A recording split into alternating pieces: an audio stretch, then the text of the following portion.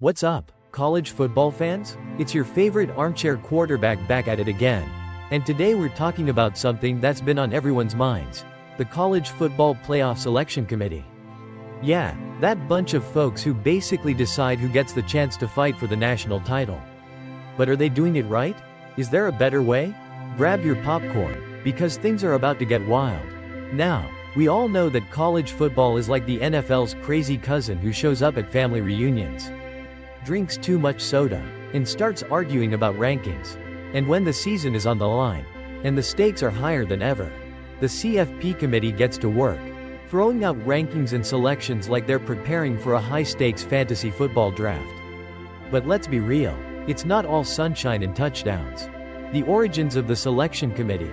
Let's rewind a little bit, shall we? Back in 2014, the CFP committee had to make one of its first big calls. Who gets the last spot in the playoffs? TCU, Baylor, or Ohio State? Well, they picked Ohio State, and the world went bananas. People were so mad they started sending letters and probably a few pizzas to the committee members, I'm sure. Fast forward to 2016, and the committee made another controversial decision.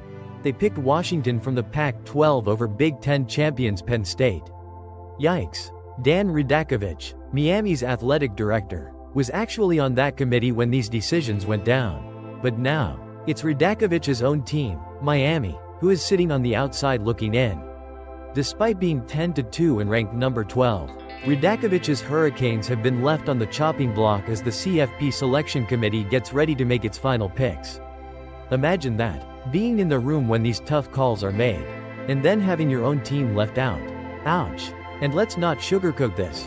Radakovich isn't happy about it. He's pointing out some head-scratching decisions by the committee, especially considering Miami's incredible offensive stats and their Heisman candidate. But alas, the Hurricanes are likely to miss out unless some miracles happen in the final stretch of the season. The criticism. What's going on? So, what's the deal with the CFP committee anyway? They're facing more scrutiny than ever. And people are livid, coaches are angry, athletic directors are throwing shade. Fans are like, wait, how is my team not in? And honestly, I don't blame them. It feels like picking teams for a tournament is now more stressful than trying to find a decent pizza joint on a Friday night. The rankings are coming out every week, causing drama, and people are getting more upset than when your favorite player gets tackled behind the line of scrimmage. Tennessee's athletic director, Danny White, was just the latest to throw shade. He said the process needs to be more objective. He even threw a little shade at the old BCS system, which, sure, wasn't perfect, but at least it didn't have this level of drama. I mean, come on, what's worse? Being angry about one computer ranking, or getting into a full-on Twitter war about why your team didn't make the cut? Meanwhile, Bob Bowlesby, the former Big 12 commissioner, chimed in with his 2 cents. He thinks they should only have 2 rankings, one mid-season and one at the end. Why? Because the weekly rankings are stressful for everyone involved, and they're causing a mess. Bowlesby's right. You can't really make real decisions on teams that haven't even played half their games yet. But the real kicker? ESPN loves these weekly rankings because they generate all that juicy drama.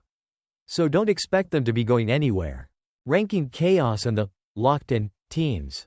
Here's the plot twist. During the recent rankings reveal, committee chair Ward Manuel made a jaw-dropping admission. Teams that aren't playing this weekend, yeah, they're locked into their current spots. No shaking things up. That means Miami can't leap over Alabama to get in, and Tennessee isn't jumping Ohio State for a first-round home game. So, all the drama we were expecting? Poof, gone. It's like waiting for the punchline of a joke and getting a tax receipt instead. This didn't sit well with coaches like Lane Kiffin, who took to Twitter and asked, do you actually watch the quality of players, teams, and road environments, or just try and make the ACC feel relevant? Yeah, Lane, we hear you. It's tough out there. And then we have Jamie Pollard, the athletic director at Iowa State, who decided to go after the committee for their ranking of SMU, Boise State, and Indiana. Apparently, their weak schedules were enough for the committee to push them up the rankings. Maybe next time they'll just put everybody in the playoff, right? The committee breakdown. So, who exactly is on this committee? Well, it's a mix of athletic directors, former coaches, players, and even a media member. You've got people from all over the college football world, from Power 5 schools to Group of 5 schools, and each one is looking at the rankings through their own lens. Some see it through an analytical eye, others have a more coaching perspective. And of course, you've got the inevitable biases that come with being from a particular conference. The problem? There are so many different viewpoints. It can be tough to find consensus. The committee meetings are held at the Gaylord Texan in Grapevine, Texas. Talk about a fancy setup, but despite all the fancy gadgets and metrics, the decisions still end up causing a lot of drama. And while they've got iPads and data galore, we're still left wondering how things can be so inconsistent. The committee's official ranking criteria? Easy peasy. Strength of schedule, head-to-head matchups, comparative outcomes of common opponents. Other relevant factors, like player injuries. But as we've learned over the years, these simple categories aren't always enough to settle the beef. Sometimes, one bad game, one missed opportunity, or even a controversial call can completely change the playoff landscape. The great debate. Objective versus subjective rankings. And now we find ourselves at a crossroads. Should we stick with this subjective system, where people like you and me, well, except with much better resumes, decide who gets in? Or should we just let the computers handle it? Tennessee's Danny White says we should be more objective. He argues for a computer-based ranking system. But hold up. Wasn't the whole point of the CFP to move away from the BCS system and add a human touch? Now people want to go back? Oh, college football. Never change. If the BCS formula was used this year, for example, we'd see some significant differences. Penn State would actually be ranked higher than Notre Dame, and Alabama would still get the last at-large spot. Yup. Still no love for Miami. But is this really the solution? Or does this just add another layer to the confusion? The more the committee changes, the more it seems like a never-ending cycle of controversy. The 12-team playoff. More teams. More problems? Now, let's talk about the 12-team playoff. You'd think adding more teams would make things easier, right? More teams in the playoff. Fewer debates over who's in and who's out. Well, surprise. It's actually made the decision-making process even harder. There are now 3 major stress points for the committee. Which 4 conference champions get first-round byes? Which 4 teams get home games? And who gets the last few spots in the field?